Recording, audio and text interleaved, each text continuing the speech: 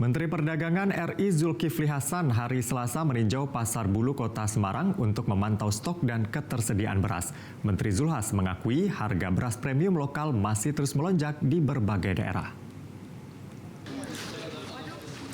Zulhas mengungkapkan bahwa beras premium dan beras lokal harganya masih bergerak naik. Hal tersebut terjadi karena adanya El Nino yang mengakibatkan musim panen bergeser sehingga beras menjadi langka.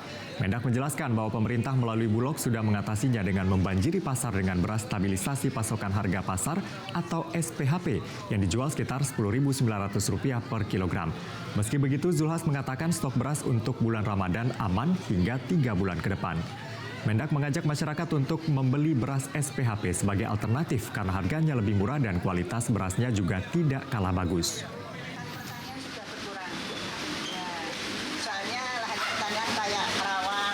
Sama ya, saya keliling kemana-mana di Jakarta, di Jawa Tengah, sama di Jawa Timur, Bekasi, sama Bapak Presiden waktu itu.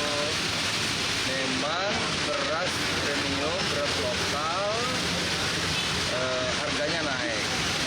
Ya. Sampai hari ini masih bergerak naik. Yang beras lokal. Karena beras lokal yang diminta itu produksinya turun. Jelajahi cara baru mendapatkan informasi. Download Metro TV Extend sekarang.